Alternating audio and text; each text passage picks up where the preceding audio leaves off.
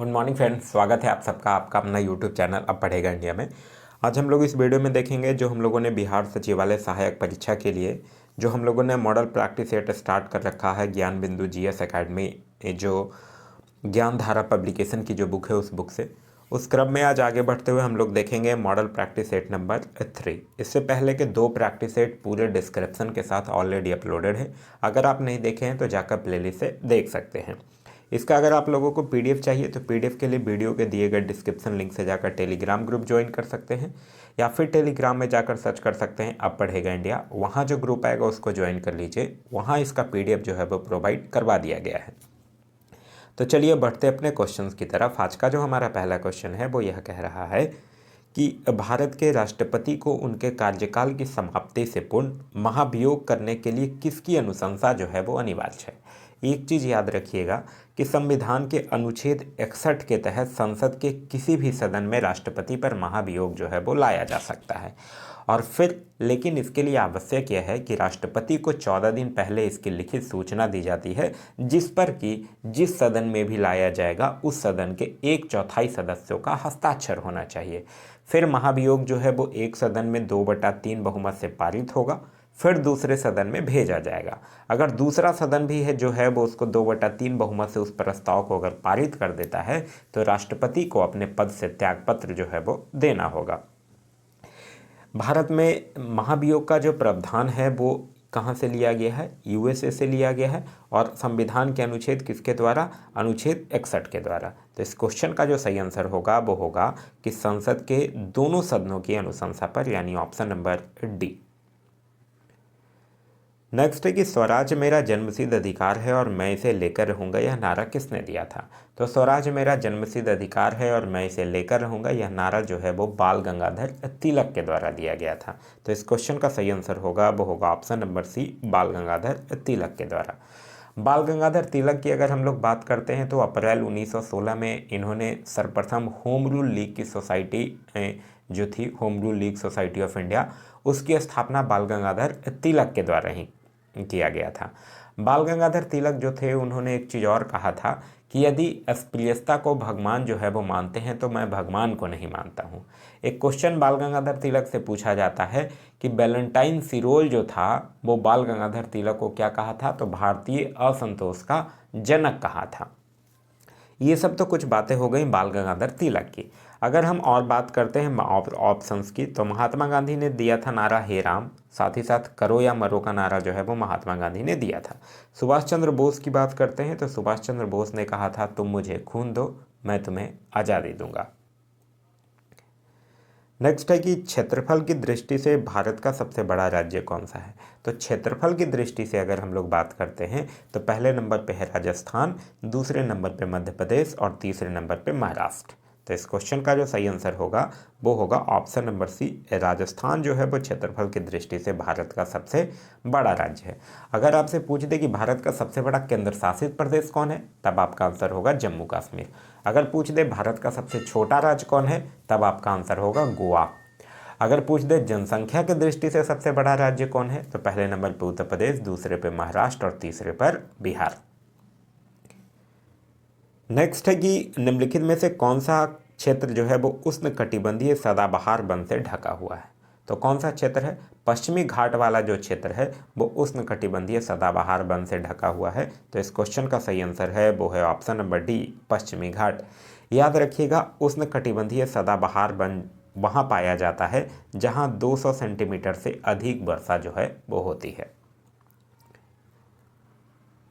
Next है कि पृथ्वी तथा बाह्य अंतरिक्ष के बीच अंतिम रेखा जो है वो क्या कहलाती है? तो पृथ्वी तथा बाह्य अंतरिक्ष के बीच अंतिम रेखा जो है वो मैग्नेटोपॉज कहलाती है। तो इस क्वेश्चन का जो सही आंसर होगा वो होगा ऑप्शन नंबर डी।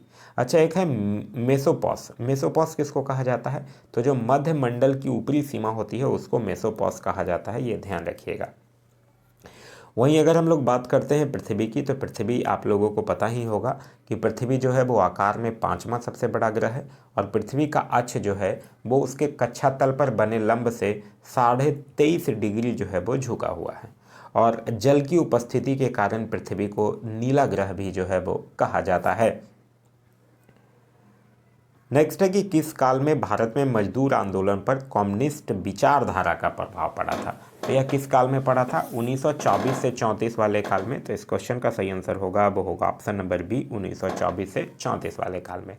भारत में अगर कम्युनिस्ट पार्टी का जनक जो है वो किनको माना जाता है? M.N. रॉय को माना जाता है। मतलब मावनेंद्र नाथ रॉय को भारत में कम्युनिस्ट पार्टी का जनक माना जाता है, क्योंकि M.N. रॉय जो ही थे उन्होंने ही 1920 में ताशकंद में कम्युनिस्ट पार्टी की क्या की थी? स्थापना की थी। फिर 1925 में जाकर भारत में अखिल भारतीय कम्युनिस्ट पार्टी की प्रथम बैठक की अध्यक्षता जो है वो सत्यभक्त के द्वारा किया गया था, जो कि कानपुर में आयोजित हुआ था। क्लियर है? नेक्स्ट है क्वेश्चन नंबर 7, कह रहा है निम्नलिखित पर विचार कीजिए और उपरोक्त गांधीवादी आंदोलनों का सही कालानुक्रम क्या है वो आपको बताना है। रॉलेट एक्ट आंदोलन की अगर हम लोग बात करते हैं तो रॉलेट एक्ट आंदोलन जो है वो 19 मार्च 1919 को रॉलेट एक्ट लागू किया गया था, और फिर इसके विरुद्ध 6 अप्रैल 1919 को क्या हो गया था? इसके विरुद्ध आंदोलन शुरू हो गया था। खेड़ा आंदोलन की अगर हम लोग बात करते हैं तो खेड़ा आंदोलन जो है वो 1918 में गुजरात के खेड़ा जिले में जो लगान बढ़ा दिया गया था उसके विरुद्ध में किसानों के द्वारा किया गया था। चंपारण सत्याग्रह से आप लोग भली भांति परिचित होंगे। यह महात्मा गांधी जी का भारत में प्रथम सत्याग्रह था, चंपारण सत्याग्रह। और कब हुआ था? 1917 में हुआ था। अहमदाबाद मील हड़ताल की बात करते हैं तो ये भी कब हुआ था? 1918 में हुआ था, मजदूरों के पक्ष में हुआ था। तो इसको अगर आप सही से अरेंज करेंगे तो आपका सही आंसर जो होगा वो होगा ऑप्शन नंबर ए। नेक्स्ट है क्वेश्चन नंबर 8, बजट 2020-21 में प्रस्तावित मित्र योजना का संबंध किस क्षेत्र से है? तो MITRA ये जो मित्र योजना है इसका मतलब होता है मेगा इन्वेस्टमेंट टेक्सटाइल पार्क। ठीक है, क्या होता है? Mega investment textile park. और ये किस चीज़ से संबंधित है? ये कपड़ा उद्योग से यानी वस्त्र उद्योग से संबंधित है। तो इस क्वेश्चन का सही आंसर होगा वो होगा ऑप्शन नंबर सी। एक्चुअली कपड़ा उद्योग को वैश्विक स्तर पर प्रतिस्पर्धाई बनाने के लिए, बड़े पैमाने पर जो निवेश को आकर्षित करने के लिए और साथ ही साथ रोजगार सृजन को बढ़ावा देने के उद्देश्य से ये जो मित्रा योजना है उसका जो है वो प्रारंभ किया गया था। नेक्स्ट है क्वेश्चन नंबर 9 कि बजट 2021-20 में निम्नलिखित में से किस योजना को सर्वाधिक बजट आवंटित किया गया है? देखिए, बजट 2021-20 की अगर बात करते हैं तो सबसे ज़्यादा पैसा जो है वो मनरेगा को मिला है 73,000 करोड़ रुपया। दूसरे नंबर पर जो प्रधानमंत्री कृषि सम्मान निधि है जिसमें कि 6,000 रुपया 3 इंस्टॉलमेंट में दिया जाता है, उस पर दिया गया है कितना? 65,000 करोड़ रुपये। फिर उसके बाद तीसरे नंबर पे है जल जीवन मिशन जिसमें दिया गया है 50,011 करोड़ रुपए। फिर उसके बाद चौथे नंबर पे है राष्ट्रीय स्वास्थ्य मिशन और पाँचवें नंबर पर है शिक्षा जिसमें दिया गया है 34,300 करोड़ रुपए शिक्षा पर। तो यहाँ आपसे सबसे पहला पूछ रहा है तो वो है मनरेगा जिस पे दिया गया है 73,000 करोड़ रुपए, यानी ऑप्शन नंबर बी जो होगा वो आपका सही आंसर होगा। नेक्स्ट है कि अलमाटी बांध जो है वो किस नदी पर बना हुआ है? तो अलमाटी बांध जो है वो कृष्णा नदी पर बना हुआ है। तो इस क्वेश्चन का सही आंसर होगा वो होगा ऑप्शन नंबर सी, कृष्णा नदी। कृष्णा नदी का जो उद्गम है वो महाबलेश्वर के समीप पश्चिमी घाट पहाड़ से होता है और इसकी कुछ सहायक नदियों के नाम भी याद रखिएगा, जैसे भीमा, तुंगभद्रा, अमरावती, मालप्रभा, मूसी, पंचगंगा, दूधगंगा, घाट प्रभा, ये सब जो है वो कृष्णा नदी की क्या है? सहायक नदियां हैं जो आपको ध्यान रखना है।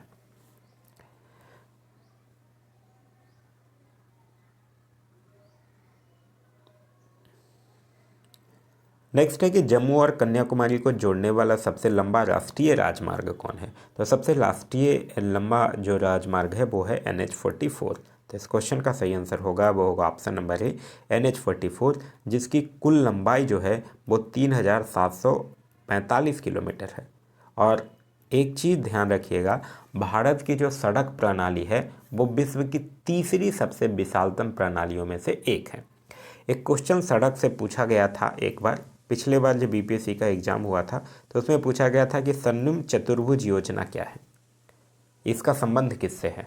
तो स्वर्णिम चतुर्भुज योजना जो है वो इसके अंतर्गत देश के जो 4 महानगर हैं, दिल्ली, मुंबई, चेन्नई और कोलकाता, इसको उच्च गुणवत्तापूर्ण सड़कों से जोड़ा गया है। नेक्स्ट क्वेश्चन है क्वेश्चन नंबर 12, कह रहा है निम्न में से कौन सा देश जो है वो विश्वव्यापी आर्थिक मंदी के प्रभाव से अप्रभावित रहने वाला देश था। तो देखिए इतिहास में अगर हम लोग देखा जाए तो 1929 से 1933 वाला जो समय है वो मंदी के नाम से जाना जाता है। इसी टाइम ऐसा माना जाता है कि क्या है, विश्वव्यापी आर्थिक मंदी आई थी। और ये एक्चुअली विश्वव्यापी जो आर्थिक मंदी आई थी ये न्यूयॉर्क का जो वॉल स्ट्रीट शेयर है उसके शेयर बाजार के धराशायी होने से क्या हो गया था, विश्वव्यापी आर्थिक मंदी आ गई थी। और सोवियत संघ जो था वो इस मंदी के प्रभाव से अप्रभावित रहने वाला देश था। तो इस क्वेश्चन का जो सही आंसर होगा वो होगा ऑप्शन नंबर डी, सोवियत संघ। क्यों? क्योंकि सोवियत संघ जो था वो विश्व में प्रथम नियोजित अर्थव्यवस्था वाला देश था। ठीक है, भारत में भी जो नियोजित अर्थव्यवस्था लिया गया है वो यही सोवियत संघ यानी रूस से ही लिया गया है, ध्यान रखिएगा। नेक्स्ट है कि विश्व बौद्धिक संपदा संगठन का मुख्यालय कहाँ है। इसकी स्थापना कब हुई है, 1967 में, और इसका हेडक्वार्टर जो है वो जेनेवा स्विट्जरलैंड में स्थित है। तो इस क्वेश्चन का सही आंसर होगा वो होगा ऑप्शन नंबर डी, जेनेवा में। नेक्स्ट है कि निम्न में से किस राष्ट्रपति का निधन उनके कार्यकाल के समय ही हो गया था। तो अगर हम लोग बात करते हैं बीडी जती, नहीं इनका नहीं हुआ था। बीडी जती जो थे वो भारत के कार्यवाहक राष्ट्रपति रहे थे, कब, 1977 की बात है। डॉक्टर राजेंद्र प्रसाद, नहीं, डॉक्टर राजेंद्र प्रसाद तो भारत के प्रथम राष्ट्रपति थे और इनका कार्यकाल जो था वो कब से कब तक था, 1950 से लेकर 1962 तक था। अगर कोचरी नरन नारायण यानी KR नारायणन की अगर हम लोग बात करते हैं तो इनका कार्यकाल जो था वो 1997 से लेकर 2002 तक था। फ़रुखुद्दीन अली अहमद की अगर हम लोग बात करते हैं तो इनका कार्यकाल जो था वो 74 से लेकर 77 तक था और इन्हीं का निधन उनके कार्यकाल के दौरान हो गया था। तो इस क्वेश्चन का सही आंसर होगा वो होगा option number D, Fakhruddin Ali Ahmed. राष्ट्रपति की अगर बात करते हैं तो भारत के संविधान में अनुच्छेद 52 में यह कहा गया है कि भारत का क्या होगा, एक राष्ट्रपति होगा। अभी अगर हम लोग बात करते हैं तो अभी 15वीं राष्ट्रपति हैं जिनका नाम है द्रौपदी मुर्मू, जो कि भारत की पहली आदिवासी महिला राष्ट्रपति हैं। नेक्स्ट है कि निम्न में से किस अधिनियम के तहत भारत में लोकसभा अध्यक्ष एवं उपाध्यक्ष संस्था का उद्भव हुआ। देखिए अगर हम लोग बात करते हैं उद्भव कब हुआ तो यह हुआ भारत सरकार अधिनियम 1919। इसी के उपबंध के तहत 1921 में भारत में लोकसभा अध्यक्ष तथा उपाध्यक्ष संस्था का क्या हुआ है, उद्भव हुआ है। उस समय एक्चुअली अध्यक्ष और उपाध्यक्ष जो होते थे उनको प्रेसिडेंट और डिप्टी प्रेसिडेंट के नाम से जाना जाता था। तो इस क्वेश्चन का तो सही आंसर होगा वो होगा भारत सरकार अधिनियम 1919। फिर आता है भारत सरकार अधिनियम 1935 और इसी 1935 के तहत प्रेसिडेंट और डिप्टी प्रेसिडेंट को अध्यक्ष और उपाध्यक्ष जो है वो कहा जाने लगा था। और GB मावलंकर जो हैं वो लोकसभा के पहले अध्यक्ष और M अनंत सैन्यम आंगयंकर जो थे वो पहले उपाध्यक्ष जो है वो बनाए गए थे। आप लोग एक पढ़े होंगे अनुच्छेद 93। ये संविधान का जो अनुच्छेद 93 है इसी के अनुसार लोकसभा जो होती है वो स्वयं ही अपने सदस्यों में से एक अध्यक्ष और एक उपाध्यक्ष चुनती है। नेक्स्ट है कि बिहार के किस नेता ने महात्मा गांधी के साथ आंदोलन का नेतृत्व किया था। तो किस नेता ने किया था, राजकुमार शुक्ल ने किया था। इन्हीं जो राजकुमार शुक्ल हैं ये गांधी जी को लखनऊ के कांग्रेस अधिवेशन में मिलते हैं और किसान की खराब स्थिति से ये उनको अवगत कराते हैं और फिर महात्मा गांधी का प्रथम आंदोलन भारत में चंपारण सत्याग्रह के रूप में होता है। तो इस क्वेश्चन का जो सही आंसर होगा वो होगा ऑप्शन नंबर सी, राजकुमार शुक्ल। राजकुमार शुक्ल की ख्याति इस चीज़ से आप लोग अंदाज़ा लगा सकते हैं कि राजकुमार शुक्ल के मृत्यु के बाद एक अंग्रेज अधिकारी था जिसका नाम था एमन, और जिससे कि यही अंग्रेज अधिकारी से 25 साल तक यही राजकुमार शुक्ल जी लड़ते रहे थे। फिर भी यह एमन जो था वो उनके श्राद्ध काम के लिए 300 रुपया भेजता है और कहता है कि राजकुमार शुक्ल ही चंपारण का अकेला मर्द था। नेक्स्ट क्वेश्चन है क्वेश्चन नंबर 17। नालंदा बौद्ध विश्वविद्यालय को किसने ध्वस्त किया था। अच्छा, बनवाया किसने था। इसकी स्थापना जो है वो गुप्त शासक कुमारगुप्त प्रथम के द्वारा करवाया गया था और इसको ध्वस्त करवाया था बख्तियार खिलजी, जो कि बिहार और बंगाल में मुस्लिम राज के संस्थापक के रूप में जाना जाता है। तो इस क्वेश्चन का सही आंसर होगा वो होगा option number D, Bakhtiyar Khilji. Next है कि बिहार में किस वर्ष पहली बार दूरदर्शन का केंद्र जो है वो स्थापित किया गया था। तो बिहार में दूरदर्शन का केंद्र जो है वो पहली बार 1978 में किया गया था। मुजफ्फरपुर में 1978 में रेडियो स्टेशन जो है वो बनाया गया था। रेडियो की अगर हम लोग बात करते हैं तो मार्कोनी जो है वो रेडियो का आविष्कार किया था। नेक्स्ट क्वेश्चन है कि भारत की प्रमुख आर्थिक समस्याएं क्या है। तो भारत की जो मुख्य आर्थिक समस्या है वो गरीबी और बेकारी है। तो इस क्वेश्चन का जो सही आंसर होगा वो होगा ऑप्शन नंबर डी, गरीबी और बेकारी है। याद रखिएगा 2011 के जनगणना के अनुसार 21.9% आबादी जो है वो गरीबी रेखा से नीचे अपना जीवन यापन जो है वो कर रही है। हाल ही में एक नीति आयोग का रिपोर्ट आया है जिसके अनुसार भारत में सबसे अधिक गरीब राज्यों में बिहार, झारखंड और उत्तर प्रदेश जो है वो शामिल है। साथ ही साथ भारत में प्रति व्यक्ति आय जो है वो सबसे कम भी जो है वो बिहार राज्य का ही है और सबसे ज़्यादा जो है वो गोवा का है। आगे है भारतीय अर्थव्यवस्था है। तो भारतीय अर्थव्यवस्था जो है वो क्या है, विकासोन्मुख है। तो इस क्वेश्चन का जो सही आंसर होगा वो होगा ऑप्शन नंबर डी। भारत की जो अर्थव्यवस्था है वो विकासशील अर्थव्यवस्था के अंतर्गत जो है वो आता है। नेक्स्ट है कि मापतौल की व्यवस्था जो है वो किसके शासनकाल में लागू हुआ था। तो मापतौल की व्यवस्था जो है वो सर्वप्रथम अलाउद्दीन खिलजी के शासनकाल में लागू हुआ था और इसीलिए अलाउद्दीन खिलजी को अर्थशास्त्रीय सुल्तान भी जो है वो कहा जाता है। तो इस क्वेश्चन का जो सही आंसर होगा वो होगा option number C, Alauddin Khilji. Alauddin Khilji जो था वो मध्यकाल का एकमात्र ऐसा सुल्तान था जिन्होंने बाजार नियंत्रण व्यवस्था को लागू किया था। साथ ही साथ इसने भू राजस्व की दर को बढ़ाकर उपज का 1/2 भाग कर दिया था। सेना को नगद वेतन, अस्थायी सेना की नींव रखी थी। घोड़ा दागने और सैनिकों का हुलिया लिखने की प्रथा की भी शुरुआत जो है वो अलाउद्दीन खिलजी के द्वारा ही किया गया था। नेक्स्ट है कि इंटरनेट का बीज बोने वाला पहला नेटवर्क कौन था। तो वो था ARPAN नेट, मतलब advance research project agency network. तो इस क्वेश्चन का जो सही आंसर होगा वो होगा ऑप्शन नंबर ए। नेक्स्ट है कि संविधान का अनुच्छेद 368 का संबंध है। 368 से आप लोग भली भांति परिचित होंगे। 368 किस में है, भाग 20 में अनुच्छेद 368 जो है ये दक्षिण अफ्रीका के संविधान से लिया गया है और इसमें संविधान संशोधन प्रक्रिया की चर्चा की गई है। तो इस क्वेश्चन का जो सही आंसर होगा वो होगा ऑप्शन नंबर ए, संविधान संशोधन प्रक्रिया से। संविधान संशोधन जो है वो मुख्यतः 3 प्रकार से होती है। एक होता है साधारण बहुमत से, एक होता है 2/3 बहुमत से और एक होता है 2/3 बहुमत के साथ ही साथ आधे राज्यों के विधानमंडल के अनुमोदन से। अगर और ऑप्शंस की बात करते हैं, आपातकालीन उपबंध से अगर बात करते हैं तो संविधान के अनुच्छेद 352 के अंतर्गत देश के संपूर्ण या आंशिक भाग में राष्ट्रीय आपातकाल की घोषणा जो है वो राष्ट्रपति के द्वारा किया जा सकता है। वित्त आयोग की गठन की अगर बात करते हैं तो वित्त आयोग का गठन जो है वो अनुच्छेद 280 के तहत किया जा सकता है, जो कि केंद्र और राज्यों के बीच करों का बंटवारा का सुझाव देता है। और निर्वाचन आयोग की अगर बात करते हैं तो अनुच्छेद 324 के अनुसार निर्वाचन आयोग का गठन जो है वो किया जाता है। नेक्स्ट है कि भारत में मुद्रास्फीति को मापा जाता है। तो भारत में मुद्रास्फीति मतलब इन्फ्लेशन, और इन्फ्लेशन को किससे मापा जाता है, थोक मूल्य सूचकांक यानी WPI से मापा जाता है। तो इस क्वेश्चन का सही आंसर होगा वो होगा ऑप्शन नंबर ए, थोक मूल्य सूचकांक से। देखिए थोक मूल्य सूचकांक में ही परिवर्तन के आधार पर क्या होता है, इन्फ्लेशन जो है वो मेजर किया जाता है।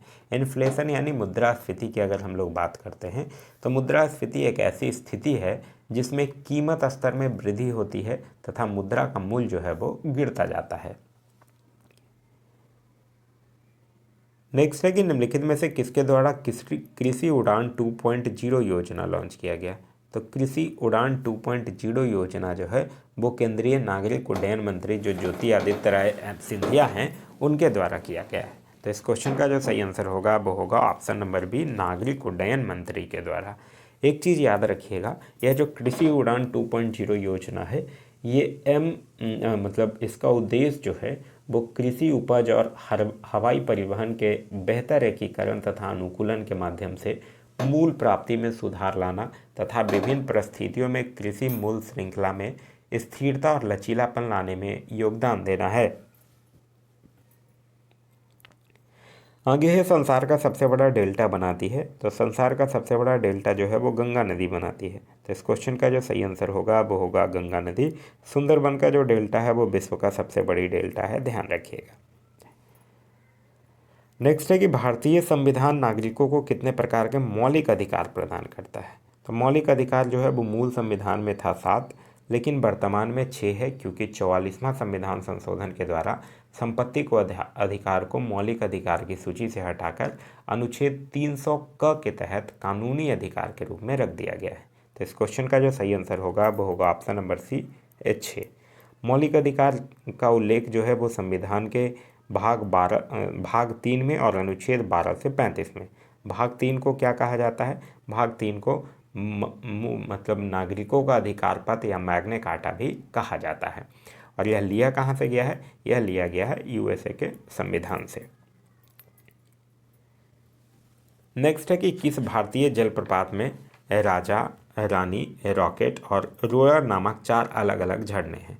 तो ये है जोग जलप्रपात में, और जोग जलप्रपात है कहाँ? ये कर्नाटक में स्थित है। तो इस क्वेश्चन का सही आंसर होगा वो होगा ऑप्शन नंबर डी, जोग, जो कि भारत का सबसे ऊंचा क्या है? झरना है। वहीं अगर दूध सागर की बात करते हैं तो दूध सागर कहाँ स्थित है? गोवा में स्थित है। उसके बाद अगर हिरनी जलप्रपात की बात करते हैं तो यह झारखंड में स्थित है। और अथिरापल्ली की अगर बात करते हैं तो यह केरल में स्थित है। नेक्स्ट है कि बैडमिंटन का नेट जो है वो ज़मीन से कितनी ऊंचाई पर रहता है? तो बैडमिंटन का नेट जो है वो ज़मीन से सामान्यतः 1.55 मीटर की ऊंचाई पर रहता है। तो इस क्वेश्चन का सही आंसर होगा वो होगा ऑप्शन नंबर बी, 1.55। एक चीज़ पूछा जाता है कि कौन से कप जो है वो बैडमिंटन से संबंधित हैं? तो नारंग कप, चड्डा कप, अमृत दीवान कप, ये सब जो है वो बैडमिंटन से संबंधित है। बैडमिंटन की कुछ शब्दावली है, जैसे कि smash, love, let, drop, set point, high service, ये सब जो है वो बैडमिंटन की शब्दावली है।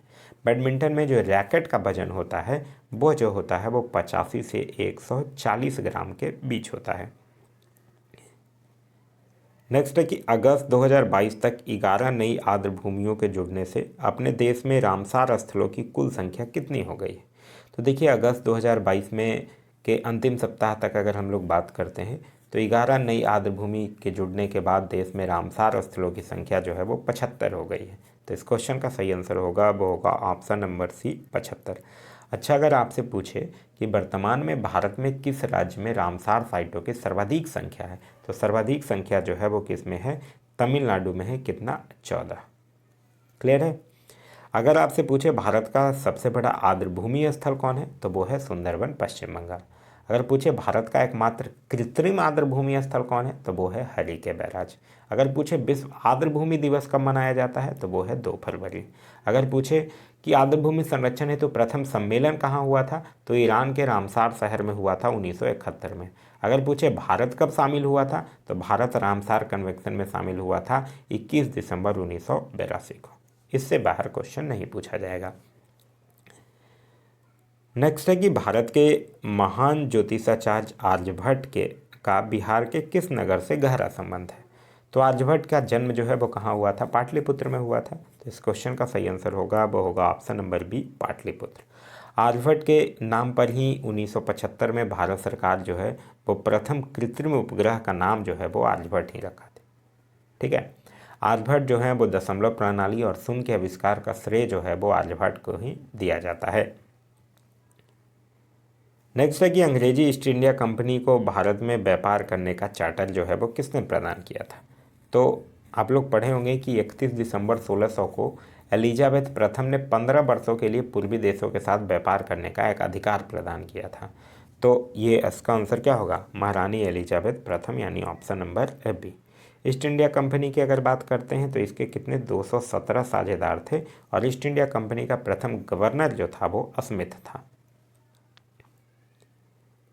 नेक्स्ट है कि मध्यकालीन भारत में खराज जो है वो किससे संबंधित था? तो एक्चुअली खराज जो था वो गैर मुस्लिमों से लिए जाने वाला भू राजस्व था खराज। ठीक है, तो इस क्वेश्चन का, और मुस्लिमों से लिए जाने वाला भू राजस्व था उसर, ये भी ध्यान रखिएगा। तो इस क्वेश्चन का जो सही आंसर होगा वो होगा ऑप्शन नंबर बी, धार्मिक कर। नेक्स्ट है कि अदमात उद दौला का मकबरा जो है वो किससे संबंधित है? तो अदमात उद दौला का मकबरा जो है वो जहांगीर के काल में बनवाया गया था। ये एक्चुअली अदमात उद दौला जो है वो नूरजहाँ के पिता को दी गई उपाधि थी, और नूरजहाँ जो थी वो 1627 ईस्वी में अपने पिता की मृत्यु होने के बाद आगरा में एतमाद उद दौला का मकबरा बनाया था। तो इस क्वेश्चन का जो सही आंसर होगा वो होगा ऑप्शन नंबर डी, जहांगीर। अच्छा, एक बात बताइए, नूरजहाँ के पिता का नाम क्या था? तो नूरजहाँ का पिता का नाम था गियास बेग।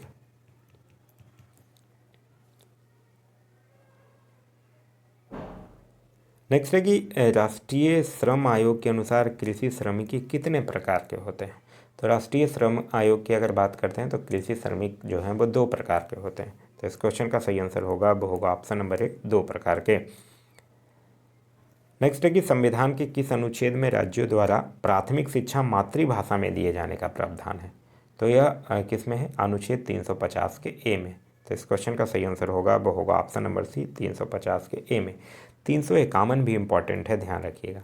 अनुच्छेद 351 जो है वो हिंदी भाषा के विकास से संबंधित है। भाषा की अगर हम लोग बात करते हैं तो भारत के संविधान के भाग 17 में अनुच्छेद 343 से लेकर 351 तक जो है वो भाषा से संबंधित है। नेक्स्ट है कि निम्नलिखित अभिलेखों में से किसमें कालिदास का नाम जो है वो मिलता है? तो कालिदास का नाम जो है वो ऐहोल अभिलेख में मिलता है। तो इस क्वेश्चन का सही आंसर होगा वो होगा ऑप्शन नंबर डी, ऐहोल अभिलेख। ऐहोल अभिलेख जो है वो चालुक्य वंश के जो एक शासक था जिसका नाम था पुलकेशिन द्वितीय, उसी ने उत्कीर्ण करवाया था। और ऐहोल अभिलेख में ही भैरवी और महाकालेश्वर मंदिर का भी चर्चा जो है वो मिलता है। नेक्स्ट है कि बाकर कप का संबंध किससे खेल से है? तो बाकर कप हो गया, प्रिंस ऑफ वेल्स कप हो गया, फिर है राइडर कप हो गया, ये सब का संबंध जो है वो गोल्फ से है। तो इस क्वेश्चन का सही आंसर होगा वो होगा ऑप्शन नंबर ए, गोल्फ से है। नेक्स्ट है कि हर्षवर्धन जो है वो पुत्र था। तो हर्षवर्धन जो था वो प्रभाकर वर्धन का पुत्र था। तो इस क्वेश्चन का सही आंसर होगा वो होगा option number D, Prabhakar Vardhan का। हर्षवर्धन से एक चीज़ और ध्यान रखिएगा, थानेश्वर के स्थान पर कन्नौज को राजधानी बनाता है कौन? हर्षवर्धन ही बनाता है। अच्छा, हर्षवर्धन के माता का नाम अगर पूछ दे तो यशोमती जो था वो हर्षवर्धन के माता का नाम था। नेक्स्ट है कि स्वदेशी तकनीक से बना भारत का पहला हाइड्रोजन फ्यूल सेल बस कहाँ लॉन्च हुआ है? तो यह लॉन्च हुआ है कहाँ? पुणे में। तो इस क्वेश्चन का सही आंसर होगा वो होगा ऑप्शन नंबर बी, पुणे में। नेक्स्ट है कि भारत में बेरोजगारी का प्रमुख कारण क्या है? तो भारत में बेरोजगारी के प्रमुख कारण है जनसंख्या में तेजी से वृद्धि होना, और इसीलिए ऐसा माना जाता है कि कुछ ही दिनों में हम लोग चीन की जनसंख्या को पीछे छोड़कर आगे बढ़ जाएंगे। तो इस क्वेश्चन का जो सही आंसर होगा वो होगा ऑप्शन नंबर बी, जनसंख्या में तीव्र वृद्धि। भारत की अगर बात करते हैं तो भारत में संरचनात्मक बेरोजगारी जो है वो सबसे अधिक है। नेक्स्ट है, भारतवर्ष में लॉर्ड कॉर्नवालिस ने कौन सी प्रथा प्रारंभ की थी? तो इसकी सबसे जो प्रमुख प्रथा थी वो थी अस्थाई बंदोबस्त। अस्थाई बंदोबस्त यह 1793 में लागू करता है, जिसके तहत जमींदारों को भू राजस्व का लगभग 90% जो है वो कंपनी को और 10% भाग जो है वो अपने पास रखना होता है। लॉर्ड कॉर्नवालिस जो है वो 1793 में बंगाल, बिहार और उड़ीसा में अस्थाई बंदोबस्त जो है वो लागू करता है। लेकिन अस्थाई बंदोबस्त के जो जनक हैं वो सर जॉन सॉर को माना जाता है, ये ध्यान रखिएगा। लॉर्ड कॉर्नवालिस से एक चीज़ और पूछा जाता है, वो है 1792 में श्रीरंगपट्टनम की संधि जो है वो ये टीपू सुल्तान के साथ किया था। नेक्स्ट है कि बिहार की कुल जनसंख्या का कितना प्रतिशत भाग जो है वो कृषि पर आश्रित है? तो देखिए, बिहार की अगर बात करते हैं तो 2011 की जब जनगणना की आप हिसाब देखिएगा तो सिर्फ और सिर्फ 11.29% ही आबादी जो है वो बिहार की शहर में निवास करती है, और इसीलिए बिहार का जो 77% जनसंख्या है वो कृषि पर ही आधारित है। तो इस क्वेश्चन का सही आंसर होगा वो होगा ऑप्शन नंबर बी, 77%। नेक्स्ट है कि अभी हाल ही में 30वें हुनर हाट संस्करण का उद्घाटन कहाँ किया गया? तो ये कहाँ किया गया है? देहरादून में। तो इस क्वेश्चन का सही आंसर होगा वो होगा option number A, Dehradun. Next है कि 14 वर्ष से कम उम्र के बच्चे को जोखिम भरे काम पर लगाना किस अधिकार के प्रति संरक्षण है? तो ये शोषण के विरुद्ध अधिकार के प्रति संरक्षण है। तो इस क्वेश्चन का सही आंसर होगा वो होगा ऑप्शन नंबर ए। आप लोग पढ़े होंगे भारतीय संविधान का अनुच्छेद 24, और यही अनुच्छेद 24 कहता है कि 14 वर्ष से कम उम्र के बच्चों को काम में नहीं लगाया जा सकता है। नेक्स्ट है कि निम्नलिखित में से किस शासक ने दासों के रखरखाव के लिए अलग विभाग की स्थापना की थी? तो आप लोग पढ़े होंगे एक दीवाने बंदेगान, जिसकी स्थापना किसने किया था? फिरोज शाह तुगलक ने। और फिरोज शाह तुगलक के समय में ही तो सबसे अधिक जो मतलब दास जो है वो उनके दरबार में रहता था। तो इस क्वेश्चन का जो सही आंसर होगा वो होगा option number B, Firoz Shah Tughlaq. सबसे ज़्यादा गुलाम जो है वो इसी फिरोज शाह तुगलक के दरबार में रहता था। फिरोज शाह तुगलक जो था वो अपना राजाभिषेक 2 बार करवाया था और ब्राह्मणों से जजिया कर वसूलने वाला जो शासक था वो फिरोज शाह तुगलक ही था। नेक्स्ट है कि मनोरा का किला जो है वो कहाँ स्थित है? तो मनोरा का किला जो है वो इसकी वास्तुकला जो है शैली जो है वो द्रविड़ शैली है और यह तमिलनाडु में स्थित है। तो इस क्वेश्चन का सही आंसर होगा वो होगा ऑप्शन नंबर बी, तमिलनाडु। यहाँ राजस्थान से अक्सर पूछा जाता है। राजस्थान से आप याद रख सकते हैं मेहरगढ़ का किला, चित्तौड़गढ़ का किला, सोनार का किला, ये सब जो है वो कहाँ है? राजस्थान में स्थित है। कुंभलगढ़ का किला भी राजस्थान में ही है। नेक्स्ट है कि बिहार राज्य के किस जिले का जनसंख्या घनत्व जो है वो सबसे अधिक है? तो सबसे अधिक है शिवहर का और सबसे कम है कैमूर का। तो इस क्वेश्चन का सही आंसर होगा वो होगा ऑप्शन नंबर बी, शिवहर। अगर सबसे कम पूछे तब आपका आंसर हो जाएगा कैमूर। कुल जनसंख्या क्रम में अगर बिहार को देखा जाए तो बिहार जो है वो भारत में तीसरे स्थान पर है। नेक्स्ट है कि अनुच्छेद 25 से 28 के अंतर्गत प्रदत्त धार्मिक अधिकारों पर राज्य किन आधारों पर प्रतिबंध लगा सकता है? लोक व्यवस्था बिल्कुल सही है, सदाचार और स्वास्थ्य तीनों आधार पर लगा सकता है। तो इस क्वेश्चन का सही आंसर होगा वो होगा ऑप्शन नंबर डी, उपयुक्त सभी। अनुच्छेद 25 से 28 की बात करते हैं तो अनुच्छेद 25 के अधीन धर्म के अंतकरण की स्वतंत्रता दी गई है। 26 में धार्मिक कार्यों के प्रबंध की स्वतंत्रता दी गई है। अनुच्छेद 27 में धर्म के लिए प्राप्त आय पर कर से छूट दी गई है और अनुच्छेद 28 में यह कहा गया है कि राज्य जो है वो विधि से पूर्णतः पोषित किसी शिक्षा संस्था में कोई धार्मिक शिक्षा नहीं दी जाएगी। नेक्स्ट है क्वेश्चन नंबर 50। कह रहा है कि सबने अवज्ञा आंदोलन जो है वो अंतिम रूप से कब वापस लिया गया था? तो सबने अवज्ञा आंदोलन जो है वो 2 चरण में हुआ था। पहला चरण तो हुआ था 6 अप्रैल 1930 से लेकर 5 मार्च 1931 तक, जब गांधी इरविन समझौता होता है उसके बाद बंद हो जाता है। और द्वितीय चरण जो है वो गोलमेज सम्मेलन से गांधी जी के वापस लौटने पर शुरू होता है और ये लास्टली मतलब अंतिम रूप से अप्रैल 1934 में वापस ले लिया जाता है। तो इस क्वेश्चन का सही आंसर होगा वो होगा ऑप्शन नंबर डी, अप्रैल 1934 में।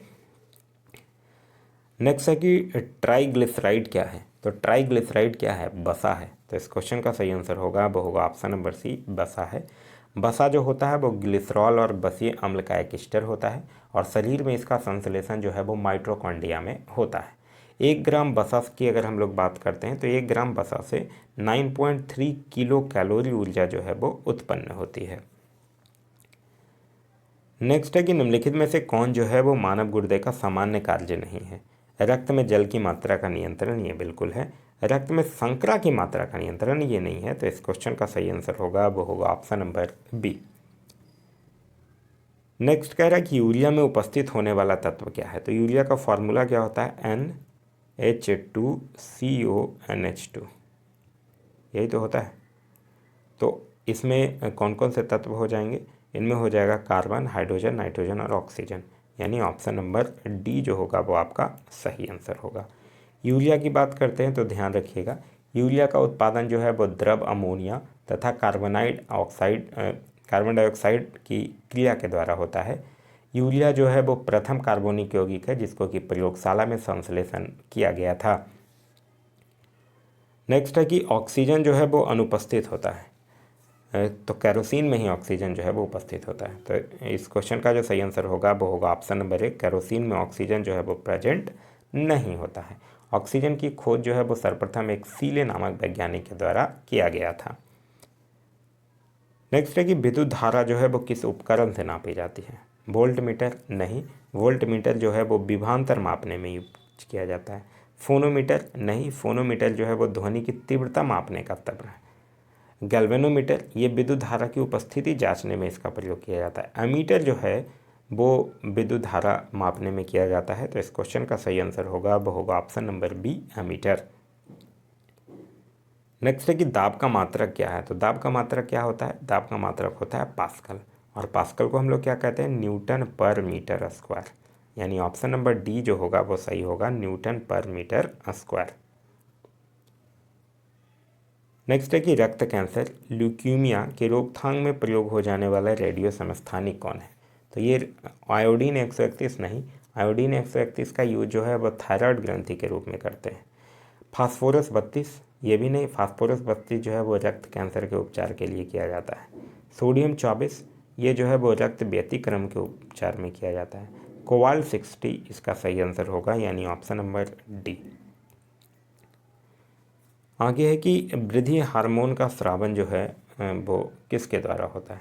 तो यह जो होता है वो पिट्यूटरी ग्लैंड यानी पीयूष ग्रंथि के द्वारा होता है। तो इस क्वेश्चन का सही आंसर होगा वो होगा ऑप्शन नंबर बी, जिसको कि हम लोग मास्टर ग्रंथि के रूप में भी जानते हैं, और इसका भार जो होता है वो लगभग 0.6 ग्राम के बराबर होता है।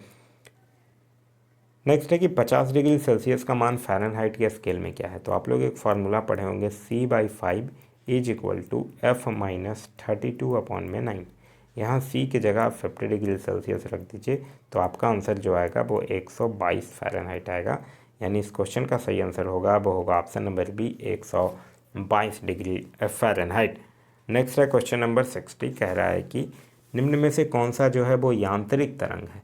देखिए, यांत्रिक तरंग की अगर हम लोग बात करते हैं तो ध्वनि तरंग जो है वो यांत्रिक तरंग है, और यांत्रिक होने के कारण ही इसको संचरण के लिए कोई भी माध्यम की आवश्यकता जो है वो नहीं होती है, और साथ ही साथ ये क्या है, अनुदैर्ध्य तरंग है।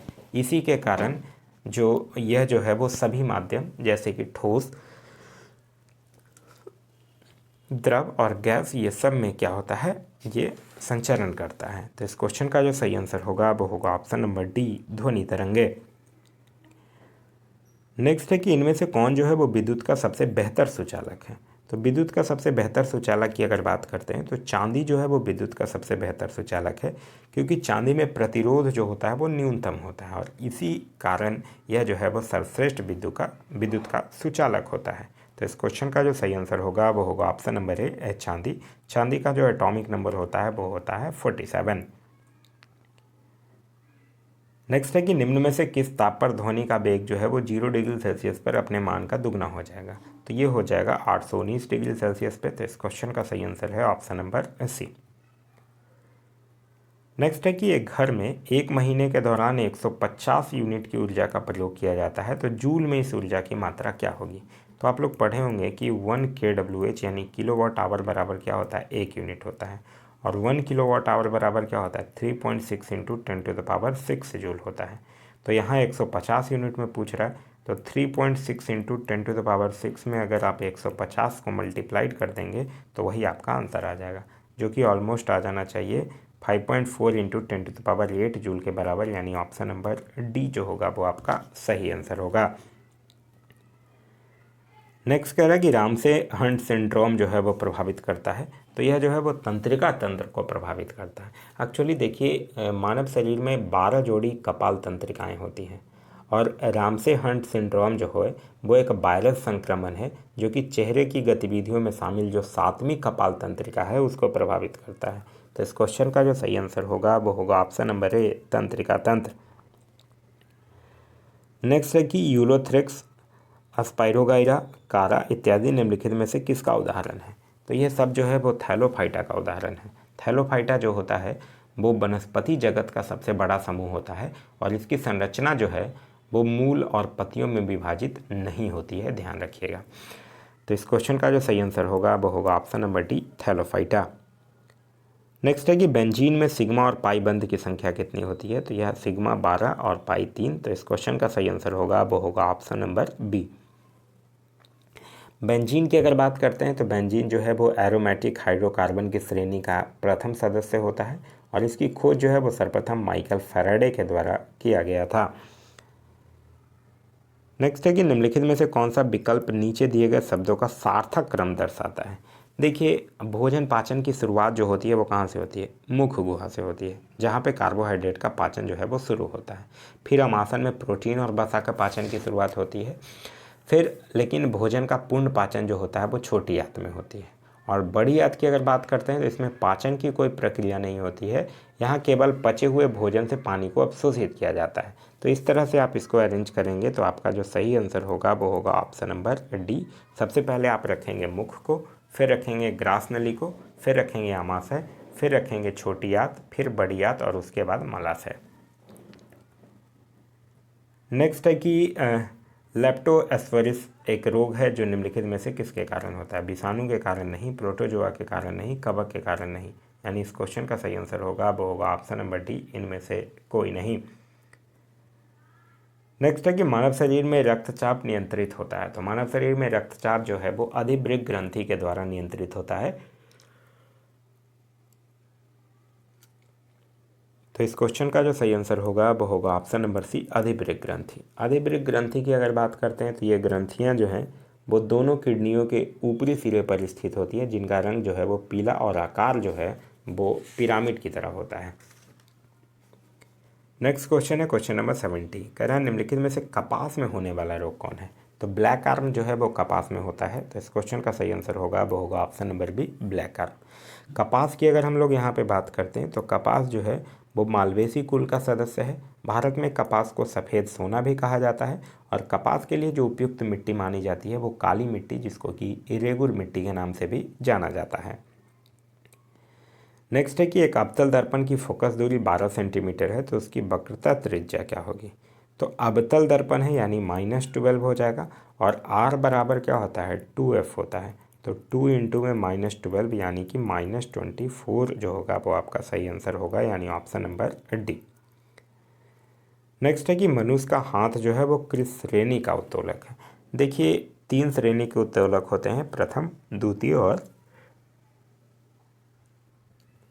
तृतीय श्रेणी के उत्तोलक। प्रथम श्रेणी के उत्तोलक की अगर बात करते हैं तो इसमें आलम्ब जो होता है वो भार और आयास के बीच होता है, जैसे कि कैंची हो गया, फिर हैंडपंप हो गया, फिर सीसॉ हो गया, ये सब जो है वो प्रथम श्रेणी में आता है। द्वितीय श्रेणी की बात करते हैं तो इसमें भार जो होता है वो शक्ति और आलम्ब के बीच में होता है, जैसे कि एक पहिया वाला ठेला, नींबू निचोड़ने वाली मशीन, सरौता, ये सब जो है वो द्वितीय श्रेणी का उत्तोलक होता है। तृतीय श्रेणी के उत्तोलक की अगर बात करते हैं तो इसमें शक्ति जो होता है वो आलम्ब और भार के बीच में होता है, जैसे कि मनुष्य का हाथ। साथ ही साथ स्टेपलर, चिमटा, ये सब जो है वो तृतीय श्रेणी का उत्तोलक का उदाहरण है। तो इस क्वेश्चन का सही आंसर होगा वो होगा ऑप्शन नंबर सी। नेक्स्ट है कि पिंच ब्लेड किसका एक यस्क है? तो पिंच ब्लेड हो गया, साथ ही साथ कार्नाइट हो गया, ये यूरेनियम का यस्क होता है। तो इस क्वेश्चन का सही आंसर होगा वो होगा option number A, uranium. Aluminium की अगर बात करते हैं तो याद रख सकते हैं बॉक्साइट जो है, क्रियोलाइट जो है, कायोलिन जो है, ये सब एल्युमिनियम का यस्क है। आयरन से आप लोग भली भांति परिचित होंगे, हेमेटाइट, मैग्नेटाइट, लिमोनाइट, फिर आयरन पैराइट, ये सब जो है वो आयरन का यस्क है। कॉपर की अगर बात करते हैं तो cuprite, copper pyrite, copper glass, ये सब जो है वो कॉपर का यस्क है। नेक्स्ट क्वेश्चन है क्वेश्चन नंबर 74। क्वेश्चन नंबर 74 कह रहा है कि मकड़ी जो है वो किस संघ से संबंधित है? तो मकड़ी जो है वो ऑर्थोपोडा संघ से संबंधित है, जो कि प्राणी जगत का सबसे बड़ा संघ है। तो इस क्वेश्चन का जो सही आंसर होगा वो होगा option number B, arthropoda. Next है कि कोशिका सिद्धांत का प्रतिपादन किसने किया था? तो कोशिका सिद्धांत का मतलब सेल थ्योरी का जो प्रतिपादन है वो स्लाइडेन एवं स्वान के द्वारा किया गया था। तो इस क्वेश्चन का सही आंसर होगा वो होगा ऑप्शन नंबर डी। वहीं अगर हम लोग डार्विन की बात करते हैं तो डार्विन ऑक्सिन पादप हार्मोन की खोज करता है। अल्टमैन की अगर बात करते हैं तो ये माइटोकॉन्ड्रिया के खोज करता है और लुईस पास्चर जो है वो किण्वन के खोज करता है। तो यह रहा हमारा आज का वीडियो। इसके आगे पीडीएफ में मैथ्स के क्वेश्चंस भी और मैथ्स के सॉल्यूशन भी जो हैं वो अटैच कर दिए गए हैं, ये सारा चीज़, और इसके सॉल्यूशन भी जो हैं वो पूरे डिस्क्रिप्शन के साथ ऑलरेडी अपलोडेड है। इसका अगर आप लोगों को पीडीएफ चाहिए तो पीडीएफ के लिए मैं आप लोगों को ऑलरेडी बता चुका हूँ कि आप लोग टेलीग्राम ग्रुप पर जाकर सर्च कर लीजिए, आप पढ़ेगा इंडिया, वहाँ जो ग्रुप आएगा उसको ज्वाइन कर लीजिए, वहाँ इसका पीडीएफ जो है वो प्रोवाइड करवा दिया गया है। यह वीडियो पसंद आया तो अपने दोस्तों के साथ शेयर करना ना भूलें। अभी तक आप इस चैनल पर नए हैं या चैनल को सब्सक्राइब नहीं किए हैं तो चैनल को सब्सक्राइब कर लीजिए और साथ ही साथ बेल आइकन दबा लीजिए ताकि हमारे सारे वीडियो के नोटिफिकेशन जो है वो आपको मिलते रहें। Thanks for watching.